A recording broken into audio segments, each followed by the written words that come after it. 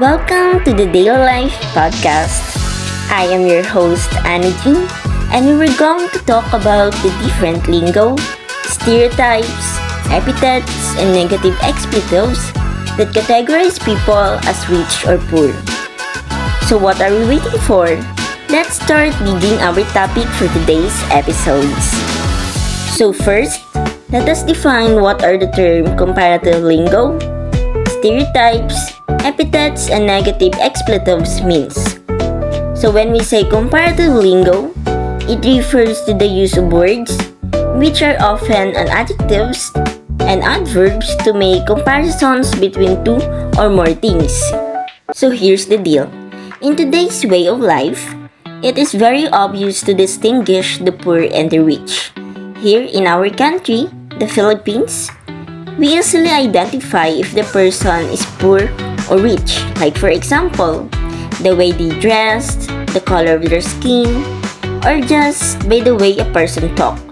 And that is one of our main topic for today, the comparative lingo of the poor and rich. Here's our given situations.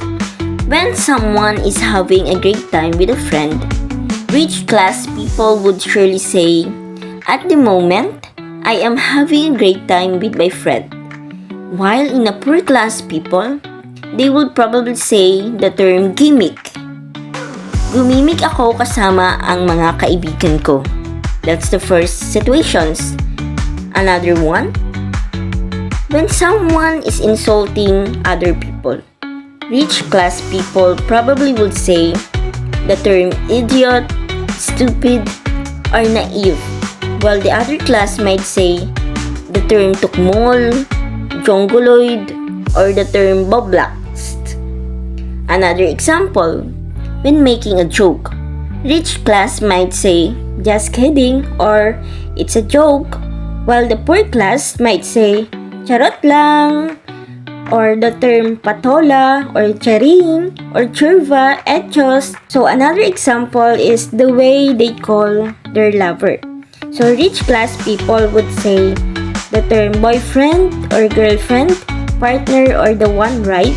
While the other class may call their significant others as shota, ka-forever, jowa bells, jowaers, or other term. Yeah, that's the example of the different lingo that categorize the rich and the poor. And now, let's talk naman about the stereotypes between rich and poor. So when we say the term stereotypes, these are the beliefs which may be positive or negative and can influence how individuals are perceived and treated. So remember that. Stereotypes can be positive or negative. And here are the most common stereotypes between poor and rich. So poor people are typically stereotyped as less competent, less proactive, and less responsible. So do you believe in that? Are poor people really less responsible? I don't think so. Because based on my personal experience, most of the poor people are hardworking, having a 24 hours work, having more than one job a day, just to survive and support their family. I do believe that even though they had more than one job, they still don't have enough money because of the opportunity and low salary they got.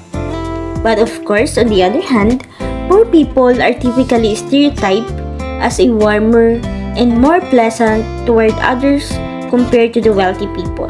Really, poor people are so much appreciative, welcoming, and the happiest. Aside from that, let's also talk about how rich people stereotype. So rich class people are often stereotyped as reformed or highly cultivated taste, with their expensive clothing, luxury cars, high-end fundraisers, and opulent vacations. So yeah, they do have the taste because they can afford it. And what do other people forget when you judge someone because of that lavish lifestyle is that all those or most of those rich class people also work hard, non-stop, remember, also experience the pain and the failure just to achieve the life that they are enjoying. How about the epithets between the poor and rich people? So here's the deal. So when we say epithets, These are used to describe the differences between rich and people, highlighting perceived differences in character or behavior. And here's our example based on the AI overview. The epithets for the poor are the following. The first one is that poor people are lazy. These are the common criticism suggesting that poor individuals are unwilling to work or take advantage of the opportunities. Another one, poor people are a burden. This term suggests that the poor are a drain on society, relying on government assistance and resources. The third one, poor people are dependent. So this suggests that the poor are overly reliant on others for support and fail to take responsibility for their own lives. Lastly, epithets for the poor is that poor people are unmotivated. Similar to lazy, this implies a lack of drive or ambition to improve their economic situations. So next is the epithets for the rich. First is rich people are greedy. This term suggests that the rich are excessively focused on accumulating wealth and are unwilling to share their resources. Is that true? Another one is that rich people are self-serving. This implies that the rich are only concerned within their own interest and do not care about the needs of others. Another one is that rich people are out of touch. This suggested that the rich are disconnected from the struggles of everyday people and do not understand their needs. Another one is that rich people are exploitative. So this implies that the rich benefit from the labor and resources of others, often at their expense. Another example, so when we say the term, he's just a lazy bum, so it is referring to a person or it is referring to a poor person. Another, she's a money-grabbing old woman. This refers to a rich person. Third example, they've just a bunch of scroungers, referring to a group of poor people. And last example is that he's got no class. This is referring to a rich person with perceived poor manners. So remember that these epithets are often used to express negative opinions about the rich and the poor and can perpetuate harmful stereotypes. So that's the end of today's episode. Hope you learned a lot, guys, and please leave a comment below if you have something to say, any comments, negative reactions, anything that you want to comment.